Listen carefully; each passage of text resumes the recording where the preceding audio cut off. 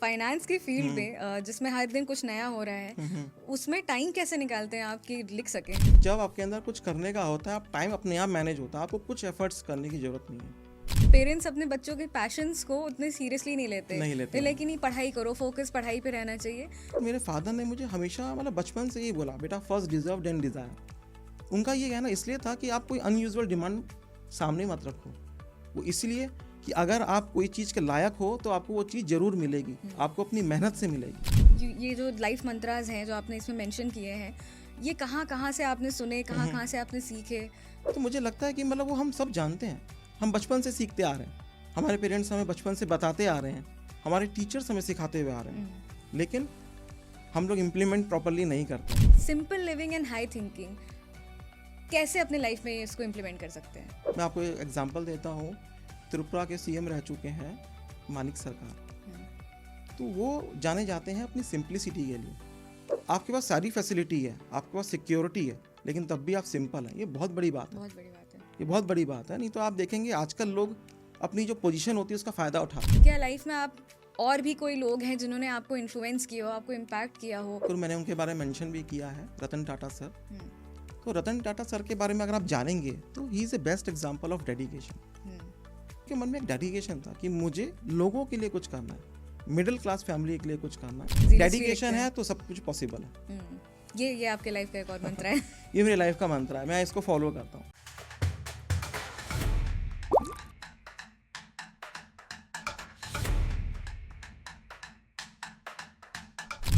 Hello everyone and welcome again on PFC publications podcast. यहाँ हम मिलते हैं राइटर्स से और जानते हैं उनकी जर्नी के बारे में और बात करते हैं उनकी बुक्स के बारे में भी। तो चलिए शुरू करते हैं आज का एपिसोड। अच्छा, हम सबके लाइफ में कुछ फिलॉसफीज़ होती हैं, कुछ मंत्राज होते हैं जो हमारे लाइफ को एक डायरेक्शन देते हैं, जिनके बेसिस पे हम अपनी लाइफ लीड करते हैं। कई बार ये जो सीख होती है ये हमें अपने पेरेंट्स से मिलती है और कई बार अपने टीचर से and at times life experiences से भी। बस ऐसे ही कुछ मंत्रा लेके आज हमारे साथ मौजूद हैं रोहित भार्गव अपनी किताब लाइफ मंत्रास के साथ में। आज हम इनसे बात करेंगे और जानेंगे कि इनके कौन से लाइफ के ऐसे मंत्रास हैं जो ये बहुत ही रिलीजियसली फॉलो करते हैं, और उनसे थोड़ा बातचीत करते हैं उनकी जर्नी के बारे में। Welcome to our show sir. Thank you ma'am. Sir, तो सबसे पहले तो आप हमें ये बताइए कि आपका जो करियर है, you are a finance person, आप फाइनेंस के फील्ड में काम करते हैं। सो ये शिफ्ट कैसे हुआ कि फाइनेंस से you venture into writing and you write poems, you write short stories, you have written a book. So ये ट्रांजिशन कैसे हुआ? मैम, सबसे पहले तो मैं बीएफसी पब्लिकेशन का थैंक यू बोलना चाहूँगा जिन्होंने मुझे यहाँ बुलाया मेरी जर्नी के बारे में जानने के लिए। तो अगर मैं बात करूँ, मतलब हर किसी पर्सन की एक हॉबी होती है और everyone follows her his hobby. तो मेरी भी हॉबी है लिखना, स्टोरीज लिखना, पोएम्स लिखना, कोट्स लिखना। तो अगर मैं अपनी जर्नी की, राइटिंग जर्नी की बात करूं तो मुझे लगता है कि मेरी राइटिंग जर्नी मेरे बचपन से स्टार्ट हो गई थी। जब बचपन में मैं टीवी देखा करता था और उसमें एडवर्टीज़मेंट्स आते थे, तो मेरा हमेशा फोकस जो रहता था उन एडवर्टीज़मेंट्स की पंच लाइन पे होता था। जब उसमें पंच लाइन बोलते थे तो मुझे आज भी याद है 98-99 में एक शो आता था सोहेब इलासी का, इंडियाज़ मोस्ट वांटेड। तो उसमें एक पंच लाइन हुआ करती थी कि together we can, we will make a difference. तो आप यकीन नहीं करोगे कि मैं पूरा वो शो देखता था just for one punch line, कि वो एक पंच लाइन लिखी है, कैसे लिखी है। इवन बहुत सारे और भी एड्स आते थे, एक हॉर्लिक्स का एड आता था, उसमें भी होता था। तो मेरा फोकस हमेशा ये रहता था कि ये कैसे लिखते हैं, कैसे करते हैं। मैं भी बड़ा होकर कुछ ऐसे ही कुछ करना चाहता था। तो वो जो चीज़ थी वो मेरे हमेशा अंदर थी। तो मैंने जो स्टार्ट किया, मैंने बचपन में एस्से से स्टार्ट किया। I started writing essays, then उसके बाद मैंने आर्टिकल्स लिखने स्टार्ट किए। तो होता ये था, जैसे हमारे घर पे कभी कोई आता था तो मैं उनको अपने आर्टिकल्स वगैरह शो करता था। मेरे पापा के फ्रेंड्स आते थे तो मैं उनको अपने आर्टिकल्स शो करता था। तो वो आर्टिकल्स देख के काफ़ी इंप्रेस होते थे कि आपको मतलब आर्टिकल्स लिखते हो, काफ़ी अच्छा लिखा है। मुझे याद है मैंने जो पहला आर्टिकल लिखा था वो लिखा था so funny, it's all about Indian politics. उसके बाद मैंने लिखा the living of third gender, और उसके बाद मैंने और भी आर्टिकल्स वगैरह लिखे। तो काफ़ी पसंद किए। मुझे किसी ने सजेस्ट भी किया कि आप अपने आर्टिकल्स को न्यूज़पेपर वगैरह में पब्लिश कराइए।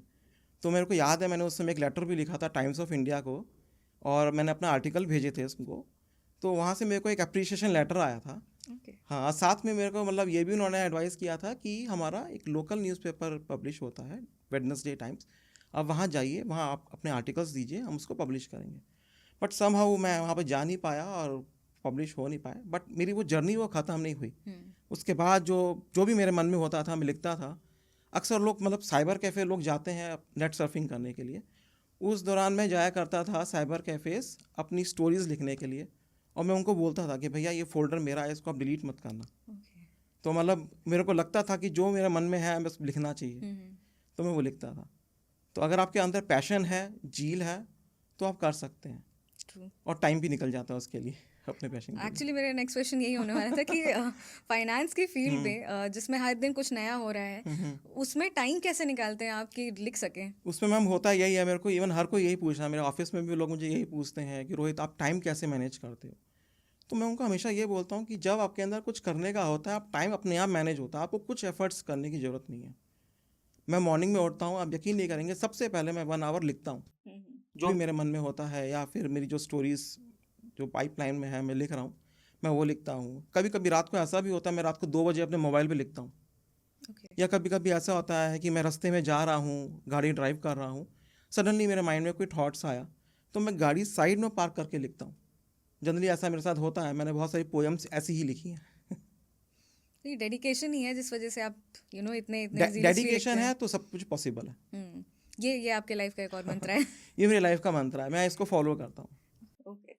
सो सर, आपकी जो बुक है लाइफ मंत्रास, ये आपने अपनी मदर मिसेस उषा भार्गव को डेडिकेट की है, एंड आपकी बुक की स्टार्टिंग में उनके लिए आपने एक पोएम भी लिखी हुई है।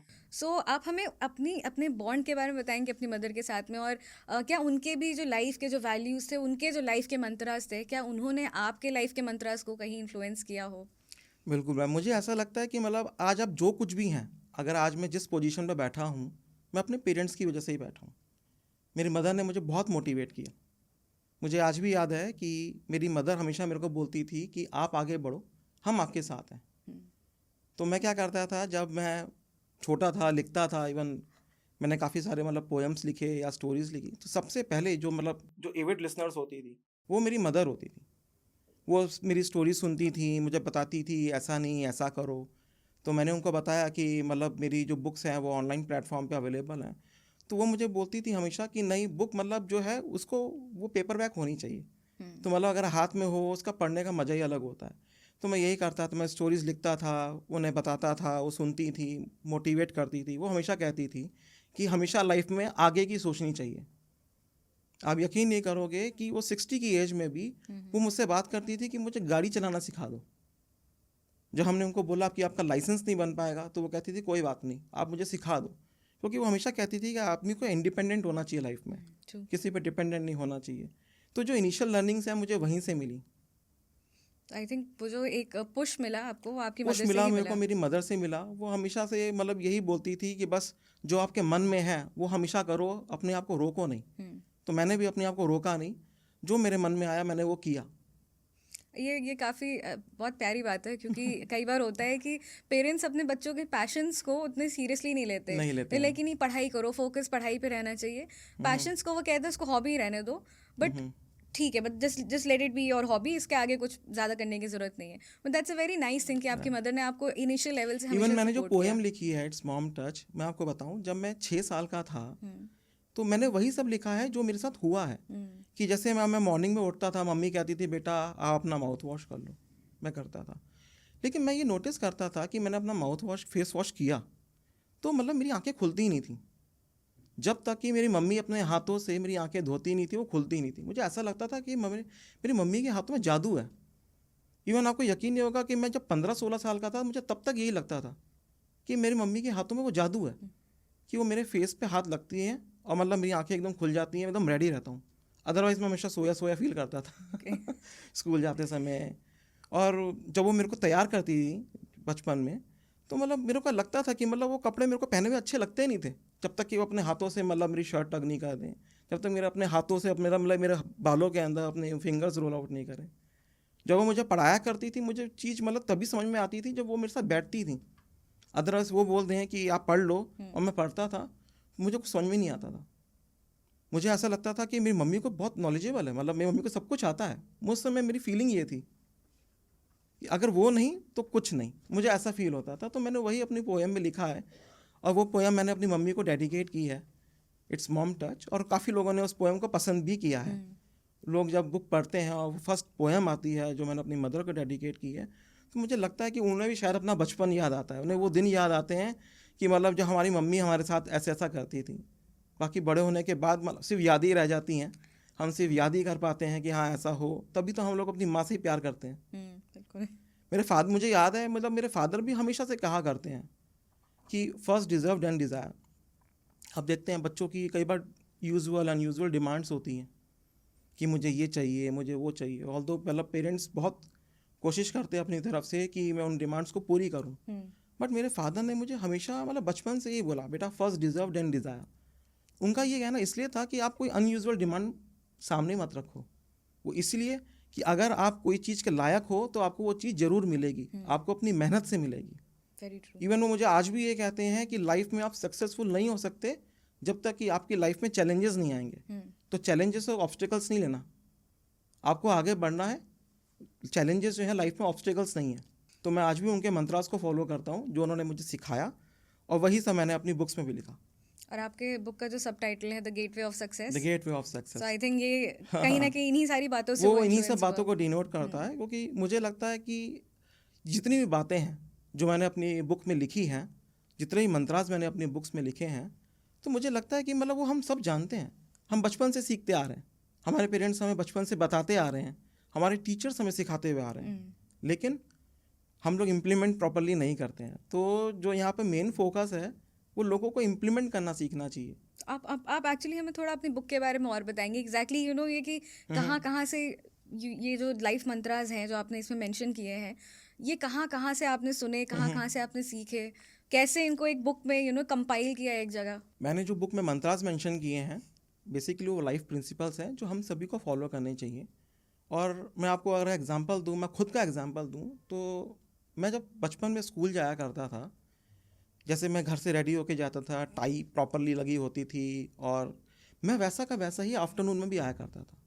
तो टीचर्स जो थी मेरे को बचपन में काफ़ी अप्रिशिएट करती थी कि ये बच्चा बहुत अच्छे घर का है, मतलब वेल बिहेव करता है, he talks very well, he behaves very well, he dress very well. तो मैं अपने घर में जाके बताया करता था कि मम्मा आज ऐसा हुआ, और मैम ने बड़ी तारीफ़ की है। आप देखते थे मतलब और बच्चे जो थे लंच टाइम तक आप देखोगे उनकी टाई इधर होती थी, शर्ट मतलब पैंट से बाहर होती थी, लेकिन मैं वैसा का वैसे ही रहता था।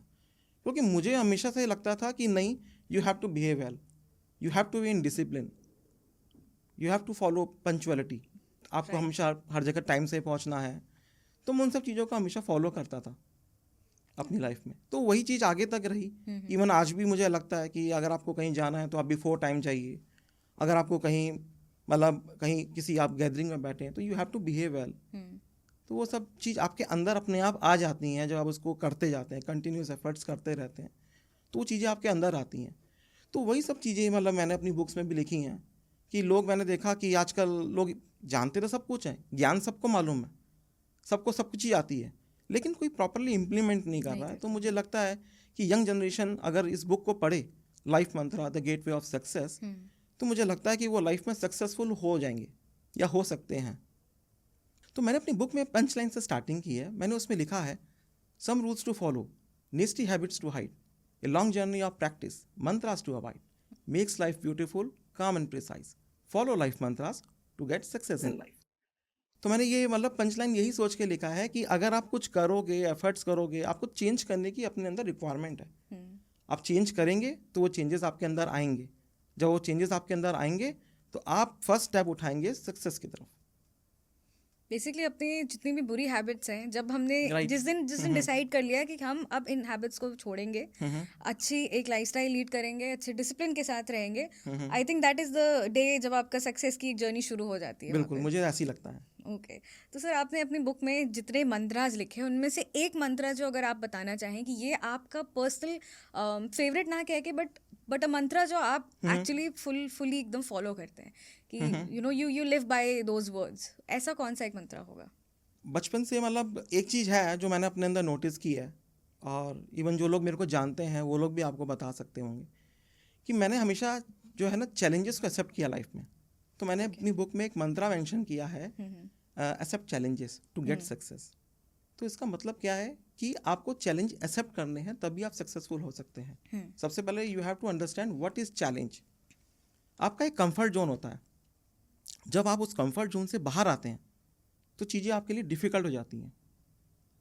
जब चीज़ें आपके लिए डिफ़िकल्ट हो जाती है तो moment that is called challenges. Right. जब वो चीज़ें आपसे नहीं होती हैं तब आप उसको चैलेंज बोलते हैं। अगर मैं आपको एक एग्जांपल दूं, जैसे एक छोटा बच्चा है, आप देखेंगे जब वो झूला फर्स्ट टाइम झूलता है तो उसके लिए कितना डिफ़िकल्ट होता है। उसको डर लगता है कि मैं अंदर से मतलब मैं गिर जाऊंगा, हाँ। उसे किसी सपोर्ट की ज़रूरत होती है, तो पेरेंट्स हेल्प करते हैं। लेकिन आप जब देखेंगे कि जब वो बच्चा कंटिन्यूसली झूला झूलता है और जब वो हैबिचुअल हो जाता है तो उसके अंदर का जो डर होता है वो निकल जाता है। और जब उसके अंदर का डर निकल जाता है तो क्या होता है, कंफर्ट, वो अपने कंफर्ट जोन में आ जाता है। तो वो क्या करता है, चैलेंज एक्सेप्ट करता है तभी अपने कंफर्ट जोन में आता है। जब तक वो नहीं करेगा तब तक वो चीज़ उसके लिए चैलेंज है। द मोमेंट ही राइट्स झूला तो वो अपने कंफर्ट जोन से बाहर आ जाता है। इनफैक्ट इन जनरल भी लाइफ में यही है कि जब आप अपने कंफर्ट जोन में ही रहते हैं तो ग्रोथ नहीं हो पाती है। तो unless and until you leave your comfort zone you can not grow, you can not become successful, because वहाँ पे आपका जो ग्रोथ है वो स्टैग्नेंट हो जाता है, वहीं जिसको कहते हैं स्थिर हो जाता है, आप बढ़ोगे ही नहीं उसके आगे। बिल्कुल। ओके, तो सर आपने अपनी बुक में एक चीज़ मेंशन की है जो आई थिंक आप अपने लाइफ में भी फॉलो करते हैं। आपसे बात करके समझ में आ रहा है कि simple living and high thinking. But जो आज की जो मटेरियलिस्टिक लाइफ है, जो हसल कल्चर है, जहाँ पे लोगों के पास शायद खुद के साथ टाइम बिताने का भी वक्त नहीं होता कि इंट्रोस्पेक्ट ही कर सकें, दूसरों के साथ तो क्या ही टाइम स्पेंड करें, ऐसे टाइम में simple living and high thinking कैसे अपने लाइफ में इसको इम्प्लीमेंट कर सकते हैं? I am a firm believer of simple living and high thinking. मैं मतलब मेरा शुरू से ही हमेशा यही फोकस रहा है। इवन मेरा ये मानना है कि जो सिंप्लिसिटी होती है, जो ह्यूमन इंक्लिनेशंस होते हैं लाइक जेलेसी, प्राइड, उन सब से आपको दूर रखती है, क्योंकि आपको किसी चीज़ का डर नहीं है। और जो शो ऑफ होता है ना, वो आपको, मेरा मानना है कि वो अंदर से आपको कमज़ोर करता है। ट्रू, मुझे ऐसा लगता है। इसीलिए मैं मतलब सिंप्लिसिटी में बिलीव करता हूँ। और अगर मैं आपको एक एग्जांपल सिंप्लिसिटी का देना चाहूँ, जो मुझे लगता है, मैं बचपन से मतलब वो चीज़ मैंने देखी है, तो मैं आपको एक एग्जांपल देता हूँ। त्रिपुरा के सीएम रह चुके हैं मानिक सरकार, तो वो जाने जाते हैं अपनी सिंप्लिसिटी के लिए, और उन्हीं की वाइफ है पंचाली सरकार। आपको मतलब यकीन नहीं होगा, बीइंग ए सीएम वाइफ, वो मतलब विदाउट सिक्योरिटी वो मतलब कहीं भी चली जाती हैं। मतलब वो लोकल ट्रेन्स में मतलब सफ़र करती हैं, और आप देखेंगे कि वो घर के बाहर सब्जी ले रही हैं, एकदम नॉर्मल लाइफ। आपको लगेगा सुनने में ये काफ़ी इजी है, लेकिन ये इजी नहीं है। आपके पास सारी फैसिलिटी है, आपके पास सिक्योरिटी है, लेकिन तब भी आप सिंपल हैं। ये बहुत बड़ी बात है, बहुत बड़ी बात है। ये बहुत बड़ी बात है। नहीं तो आप देखेंगे आजकल लोग अपनी जो पोजीशन होती है उसका फ़ायदा उठाते हैं। तो वो अपनी पोजीशन का फ़ायदा उन्होंने कभी नहीं उठाया। मतलब इतनी बड़ी पोजीशन के होते हुए, सारी फैसिलिटीज़ होते हुए, वो सिंपल है ना, वाकई मतलब काबिल तारीफ़ है। तो मतलब मेरे को ये सब चीज़ें काफ़ी इम्पैक्ट करी लाइफ में, इसलिए मैं सिंप्लिसिटी और हाई थिंकिंग में बिलीव करता हूँ। इनफैक्ट आजकल के जो, अगर हम बच्चों की बात करें तो पेरेंट्स ने बहुत कुछ किया है, बट जो बच्चे अभी जो ग्रो कर रहे हैं वो भी कई बार अपने पेरेंट्स के जो अचीवमेंट्स हैं उनको लेके बोस्ट करते हैं, शो ऑफ करते हैं। स्कूल्स में ये चीज़ बहुत ज़्यादा देखने को मिलती है। अगेन यहाँ पे थोड़ा खुद भी समझने की ज़रूरत है, और पेरेंट्स को भी समझाना पड़ेगा कि अगर अभी से हम्बल नहीं होंगे तो आगे जाके प्रॉब्लम्स होंगे। और कहते भी है ना कि जो पेड़ जितना बड़ा होता है, जितना पुराना होता है, वो उतना ही झुकता है।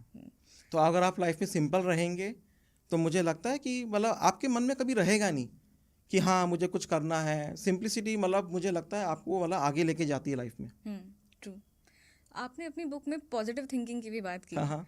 अब अगेन हम आज के हसल कल्चर की अगर बात कर रहे हैं तो उसका एक साइड ये भी है कि सबको आगे बढ़ना है, राइट। और आपकी बुक का नाम जो सब टाइटल है that's gateway of success, right. So success सबको चाहिए, राइट। ऐसे सक्सेस में कई बार हम अपने मॉरल से कॉम्प्रोमाइज़ कर जाते हैं। कई बार हम डिसिप्लिन को फॉलो नहीं करते हैं। कई बार हम जल्दबाजी में सब कुछ पीछे छोड़ देते हैं सिर्फ इस रेस में कि हम आगे बढ़ें, हम कैसे सबसे आगे निकल सकते हैं। ऐसे में हम्म, पॉजिटिव थिंकिंग और डिसिप्लिन को कैसे अपनी लाइफ में इंस्टिल करें, बिकॉज जब जब हसल कल्चर है तो वहाँ पे इंसान को जब आगे ही बढ़ना है तो वो पॉजिटिव क्या सोचेगा, उसको तो सिर्फ लोगों को पीछे छोड़ना बिल्कुल है. बिल्कुल बिल्कुल सही कहा आपने। मुझे ऐसा लगता है कि पॉजिटिव थिंकिंग का हम सभी की लाइफ में बहुत बड़ा इम्पैक्ट है। अगर मैं आपको एक एग्जांपल दूं, आप देखेंगे कि जब कभी आप किसी के बारे में नेगेटिव सोचें तो आप मतलब उनके बारे में देखिए, चीज़ें नेगेटिव होती चली जाएंगी। हम्म, जैसा आप सोचते हैं चीज़ें वैसे ही आपके साथ होती हैं। अगर मैं आपके बारे में नेगेटिव सोचूंगा तो नेगेटिव ही होगा। वो कैसे होगा? धीरे धीरे क्या है, डिसलाइकिंग्स बढ़ जाती हैं, लोग एक दूसरे को फिर अनफॉलो कर देते हैं, सिर्फ इसीलिए कि मेरे माइंड में आपके लिए नेगेटिव थिंकिंग है, नेगेटिव सोच है।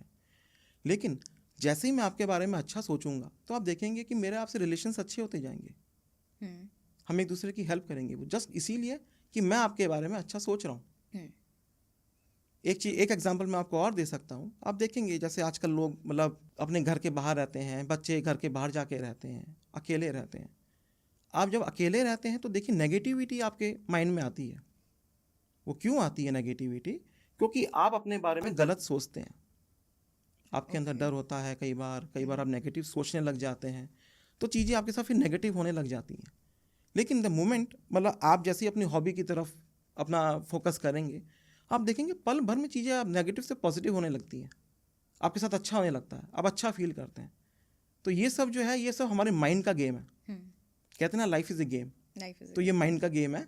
आप अच्छा सोचेंगे अच्छा होगा, और अगर अपने बारे में बुरा सोचेंगे तो बुरा होगा। इसलिए आप देखते आए हैं, हमारे बड़े बूढ़े भी कहते आए हैं कि अच्छा सोचो तो अच्छा होगा। अच्छा होगा. तो इसलिए हमेशा आप हर किसी को अपने बारे में अच्छा होना चाहिए, चाहे लाइफ में कोई भी सिचुएशन हो, कोई भी सिचुएशन हो, आप किसी भी बुरी से बुरी पोजीशन में फंस गए हो, कुछ भी हो गया हो, लेकिन जैसे ही आप अच्छा सोचेंगे आप देखेंगे रास्ते अपने आप बनते चले जाएंगे, अपने आप रास्ते बनते चले जाते हैं और आप अपनी डेस्टिनेशन तक पहुंच जाते हैं। तब आप कहते हैं अरे वाह, मैं तो अपनी डेस्टिनेशन तक पहुंच गया।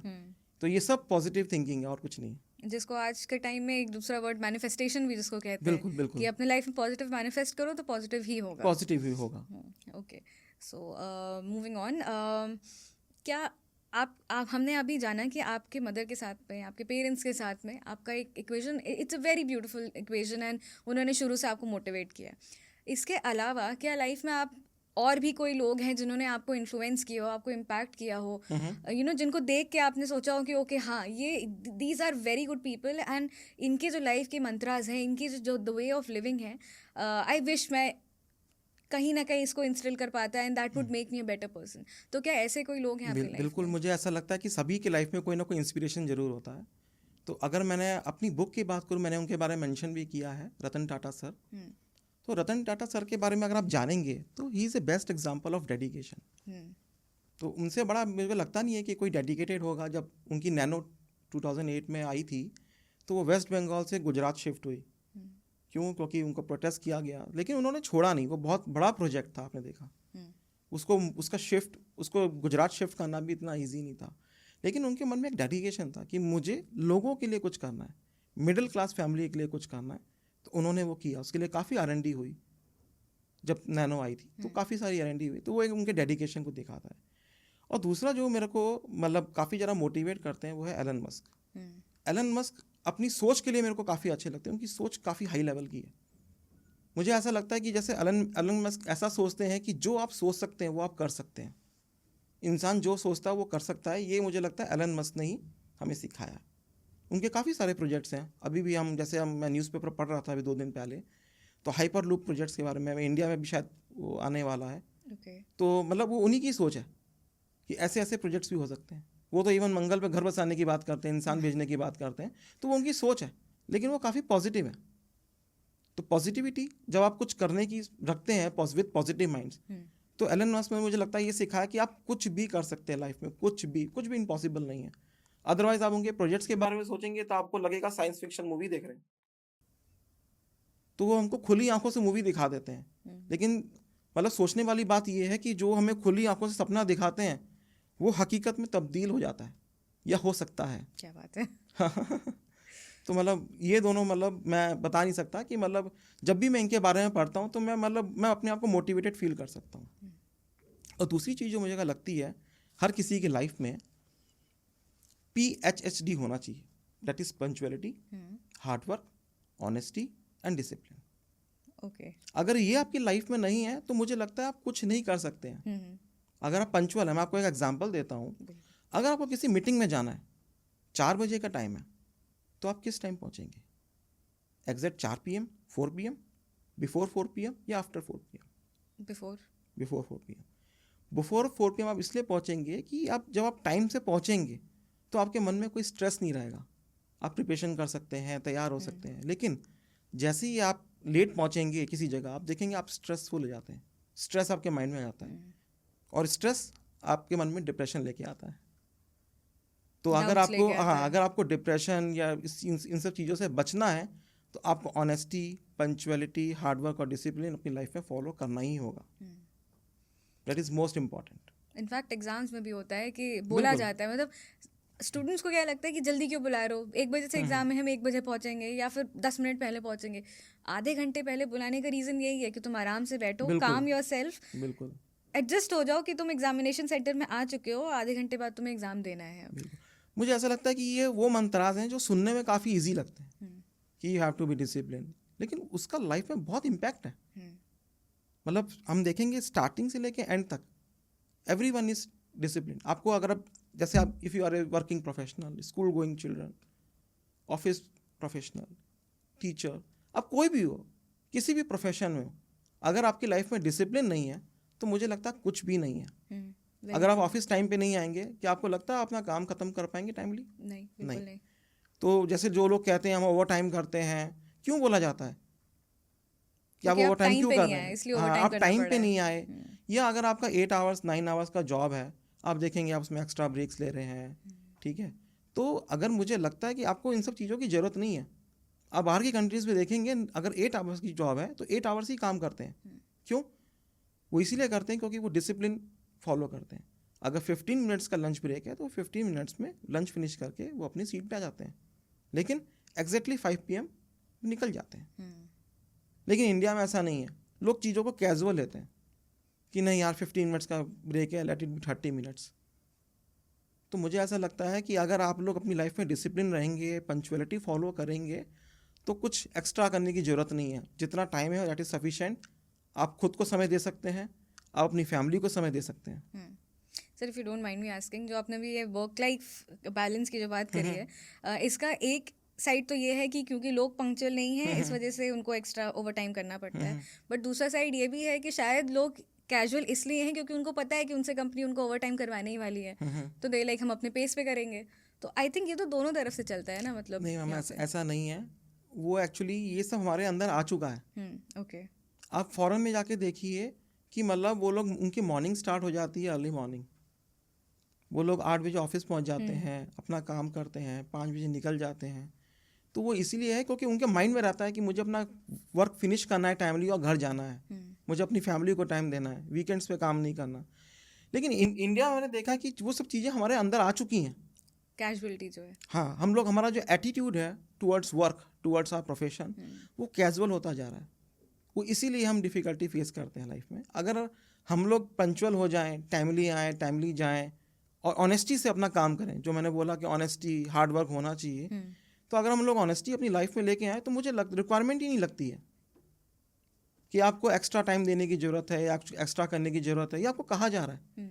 कोई भी कंपनी आपको नहीं बोलेगी या कोई भी आपको ऑफिस नहीं बोलेगा कि आप एक्स्ट्रा बैठो, क्योंकि सब ह्यूमन बीइंग है, सबको अपने घर जाना है, सबको अपनी फैमिली को टाइम देना है, सबको अपने आप को टाइम देना है। लेकिन हम लोग 100% ऑनेस्टी के साथ काम नहीं करते हैं। शायद इसीलिए मुझे लगता है कि लोग ओवर टाइम उनको करना पड़ता है। या फिर आप देखेंगे अब धीरे धीरे वो लोगों के अंदर इतना ये आ चुका है कि लोग दिखावा भी करने लग गए हैं। अगर आप 1 घंटा एक्स्ट्रा रुक जाते हैं तो क्या हो जाएगा? कुछ नहीं होता। बट हाँ, उनको लगता है कि जैसे बॉस की नज़रों में आ गया कि हाँ हमने एक्स्ट्रा काम किया, या हम लोग 6 बजे नहीं, हम लोग 7 बजे घर जा रहे हैं, नोटिस में आ गया। ऐसा कुछ नहीं है, वो सिर्फ सोच है, नेगेटिव सोच है। पॉजिटिव सोच ये कहती है आप टाइमली आइए, टाइमली जाइए, अपना काम करिए, that's it. Right. I actually agree with this कि अगर आप वही अपने अंदर पंक्चुअलिटी, ऑनेस्टी, डिसिप्लिन ये सब रहेगा तो हार्ड वर्क रहेगा। हाँ, तो आई थिंक कहने का मतलब ये है कि आपको ये सब चीज़ें, मतलब आप एकदम से नहीं कर सकते हैं। धीरे धीरे आते ये हैं। स्टार्टिंग से आपको अपने अंदर लेके आनी पड़ती है। अगर आपके माइंड में ये रहेगा कि नहीं मुझे ऑनेस्टी से काम करना है, तो आप करेंगे।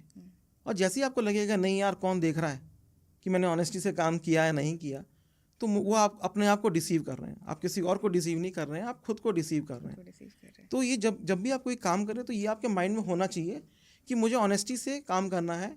आपको कोई नहीं देख रहा, आप खुद अपने आप को देख रहे हैं। आपके मन में सेटिस्फेक्शन होना चाहिए, मैंने ये काम किया, अच्छे से किया। मुझे आज भी याद है बचपन में जब एग्ज़ाम्स होते थे तो मैं देखता था बच्चे चीटिंग करते हैं, मैं भी करता था। लेकिन जब मुझे ऐसा लगा एक टाइम पर आके कि मैं चीटिंग करके पास कर रहा हूँ, ऐसे मार्क्स का क्या फ़ायदा, तो मैंने वो चीज़ें छोड़ी। मुझे जितना आता था मैं उतना ही करता था, चाहे मेरे मार्क्स कम आए चाहे ज़्यादा, क्योंकि मुझे ऐसा लगता था कि मार्क्स आना मतलब आपके उसको मतलब आपके सक्सेस को मतलब वो नहीं करता। आप बहुत इंटेलिजेंट हैं, आप लाइफ में कुछ ज़्यादा ही कुछ कर लेंगे, ऐसा कुछ नहीं है। आज के टाइम पे आप देखेंगे स्कूल जा रहे हैं, बच्चों को ग्रेडिंग सिस्टम मिलता है, बच्चे डिप्रेस हो जाते हैं, मेरे कम ग्रेड आए, अब मैं लाइफ में आगे क्या करूँगा। मुझे ऐसा लगता है कि आपके अंदर अगर कुछ क्वालिटीज़ हैं, इनहेरेंट क्वालिटीज़ हैं, तो आप लाइफ में कुछ भी कर सकते हैं। सब आपको सक्सेस ज़रूर मिलेगी। उसके लिए आपको मार्क्स पे डिपेंड होने की ज़रूरत नहीं है। True, very true. So sir, one last question.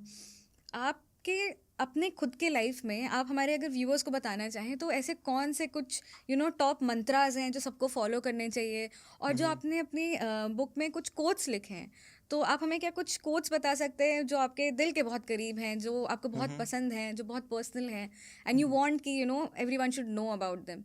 जैसा कि मैंने बुक में मेंशन किया हुआ है life mantras the gateway of success, तो उस पर काफ़ी सारे मैंने मंत्रास दिए हैं। इसके अलावा मैंने अगर आप बुक देखेंगे तो मैंने पोएम्स के अलावा कुछ कोट्स भी उसमें मेंशन किए हैं। तो एक कोट है, life is good when you think good. तो उसका सीधा मतलब ये है कि अगर आपकी थिंकिंग अच्छी है तो लाइफ में सब कुछ अच्छा ही होगा। और अगर मैं और भी कोट्स की बात करूं तो मैंने उसमें और भी कोट्स मेंशन किए हैं कि always talk about your failures, you learn what it is to be successful. लोग अपने फेलियर्स के बारे में बताने में शर्माते हैं, तो आपको शर्माने की ज़रूरत नहीं है। आप लोगों को खुल के बताएं कि हाँ मैंने लाइफ में ये ट्राई किया और मैं फेलियर रहा हूँ। जब आप फेल होंगे तभी आप आगे सक्सेसफुल भी हो सकते हैं, क्योंकि सक्सेस का जो रास्ता है वो फेलियर से होके जाता है। It is not necessary that success comes at every step, sometimes it takes years to reach your destination. Right. तो ये सब मैंने इसमें कोट्स मेंशन किए हैं। एंड और मुझे जो लगता है, अगर आप मंत्रास की बात कर रहे हैं कि कौन कौन से मंत्रास फॉलो करना चाहिए, तो मुझे ये लगता है कि एक मंत्र है उसके अंदर नेवर गिव अप। आपको लाइफ में कभी मतलब छोड़ना नहीं है कि मैं ये कर नहीं सकता।